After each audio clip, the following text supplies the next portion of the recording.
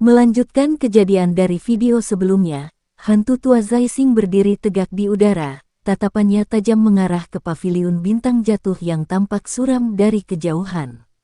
Di sampingnya, Black White Tianzun berdiri dengan ekspresi dingin, sementara 3 elit Tianzun berdiri tegap di belakang mereka. Jumlah pasukan yang mereka bawa menunjukkan betapa seriusnya Hall of Soul dalam menghadapi situasi ini. Feng Zunzi menarik napas panjang, wajahnya diliputi kecemasan.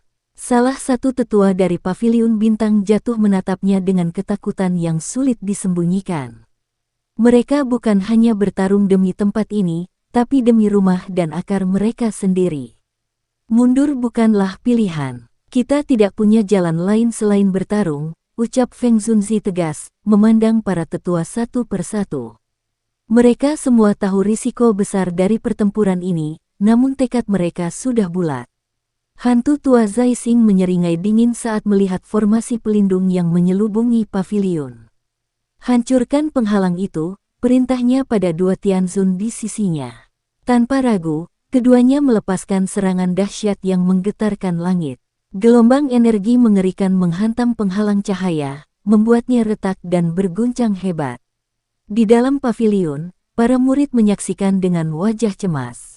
Feng Zunzi menatap ke atas dengan penuh kesadaran, perlindungan mereka tidak akan bertahan lama. Salah satu tetua berseru, formasi ini akan runtuh. Kita tak bisa bertahan lebih lama.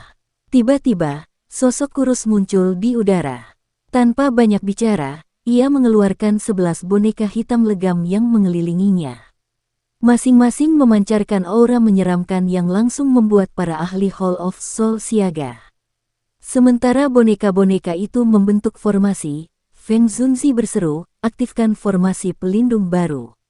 Kabut hitam menyelimuti langit, dan dari kejauhan, hantu tua Zaising menatap dengan kebencian mendalam.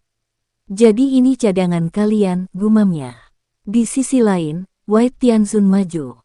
Siapa kau sebenarnya? Geramnya saat melihat seorang gadis muda berdiri tegap di medan perang. Gadis itu tersenyum tipis, matanya berkilau hijau zamrud. Seseorang yang akan membuatmu menyesal. Aura misterius memancar dari tubuhnya, menekan energi lawannya. White Tianzun terkejut. Ia tak menyangka gadis ini memiliki kekuatan sebesar itu. Tapi dia tak ragu. Serangan dahsyat pun dilancarkan. Gadis itu, King Lin, bergerak lincah, seolah menari di tengah hujan serangan. Di tempat lain, pertempuran antara Xiao Yan dan hantu tua Zaising berlangsung sengit. Ledakan energi menghancurkan puncak-puncak gunung di sekitar mereka, teriak Xiao Yan, melesat ke udara, kedua tangannya membentuk lingkaran api ungu dan kuning. Api membara itu menghantam hantu tua Zaising, menciptakan ledakan besar yang mengguncang langit. Zaising terdorong mundur, wajahnya dipenuhi kemarahan. Pertempuran terus berlanjut. Para murid paviliun bintang jatuh bertahan mati-matian agar Xiao Yan bisa terus bertarung. Doki deras mengalir dari tubuh Zaising, meretakkan ruang di sekitarnya. Namun Xiao Yan tetap tenang, memanfaatkan kekuatan api surgawi untuk menangkis setiap serangan. Seluruh ranah berubah menjadi medan perang. Suara bentrokan senjata dan teriakan menggema di udara. Para murid bertarung dalam kelompok, menghadapi kekuatan Hall of Soul yang lebih unggul. Meski kalah dalam kekuatan individu, kerja sama mereka memberi perlawanan sengit. Feng Zunzi, dokter peri kecil, dan para tetua menghadapi para ahli terkuat dari musuh mereka. Masing-masing faksi mengerahkan seluruh kekuatannya, ini adalah pertarungan hidup dan mati. Dari kejauhan, beberapa ahli dari Central Plains dan para mata-mata dari berbagai kekuatan netral menyaksikan pertempuran. Bagi sebagian dari mereka, ini adalah kesempatan untuk menilai kekuatan, atau bahkan mengambil keuntungan dari kekacauan yang terjadi. Menyadari betapa beratnya pertempuran ini, namun di tengah keputusasaan yang menyelimuti menara batu, seorang lelaki yang sebelumnya tampak tak berdaya tiba-tiba menggerakkan jarinya. Seketika, ruang di menara mulai bergetar dan retak, pertanda bahwa sesuatu yang besar akan terjadi. Sementara itu, di langit, Xiao Yan kembali berhadapan dengan hantu tua Zaising. Kedua sosok itu dikelilingi oleh doki yang sangat kuat, menciptakan tekanan dahsyat yang membuat siapapun tak berani mendekat dalam radius 1000 kaki. Pertarungan mereka memicu gelombang energi yang mengguncang langit dan menghancurkan puncak-puncak gunung di sekitarnya. Benturan keras membuat hantu tua Zai Xing terpaksa mundur beberapa langkah. Namun alih-alih gentar, sorot matanya justru menunjukkan semangat membara. Jika sebelumnya perbedaan kekuatan membuat Xiaoyan hanya bisa bertahan dengan mengandalkan kelincahan, kini ia mampu menghadapi serangan Zai Xing secara langsung. Ekspresi hantu tua Zai Xing mulai menggelap. Sebagai seorang Tianzun dari Hall of Soul, ia merasa dipermalukan karena gagal menundukkan lawan yang dianggapnya lemah. Niatnya untuk membunuh semakin membara. Sementara itu, murid-murid pavilion tak mampu bertahan. Mereka berguguran akibat serangan mendadak dari ahli-ahli musuh yang menyadari bahwa mereka harus menyelesaikan semuanya secepat mungkin. Tanpa ragu, Xiaoyan mengeluarkan beberapa pil pemulihan doki dari storage ring dan menahannya di mulut. Doki dalam tubuhnya mulai berputar dengan pola aneh, menciptakan cahaya keemasan gelap yang terkumpul di telapak tangannya. Melihat hal itu, hantu tua Zai Xing segera bersiap. Ia mengenali teknik doki yang Xiaoyan gunakan, dan tahu bahwa itu bukanlah sembarang teknik. Namun baginya, ancaman terbesar tetaplah lotus api yang mampu menggabungkan 4 jenis api surgawi. Energi pekat berkumpul di sekeliling tubuh Zai Xing, menggumpal menjadi kepala hantu hitam raksasa yang membawa sebilah pisau besar, diselimuti kristal gelap. Dengan satu tebasan ringan, ruang di sekitarnya mulai retak, menandakan betapa dahsyatnya serangan tersebut. Saat energi besar itu terbentuk menjadi cahaya bintang, bintang-bintang di belakang Zai Xing tampak berkumpul, sebelum terserap sepenuhnya ke dalam bilah pedang. Pedang itu bersinar terang, melepaskan kekuatan yang dikenal sebagai Star Shattering Blade, teknik legendaris yang pernah menumbangkan banyak ahli di masa lalu. Namun Xiaoyan tetap berdiri tenang. Cahaya keemasan gelap di telapak tangannya perlahan memudar, digantikan oleh titik hitam kecil yang terus membesar. Energi besar mengalir deras ke dalam titik hitam tersebut, menciptakan tekanan luar biasa. Saat cahaya pedang menghunjam ke arahnya, Xiaoyan dengan cepat menelan pil pemulihan yang sejak tadi ia tahan. Para ahli yang mengamati dari kejauhan tak mampu menyembunyikan keterkejutan mereka. Teknik Star Shattering Blade, yang dikenal tak tertandingi, kini lenyap tanpa jejak. Wajah hantu tua Zai Xing berubah pucat.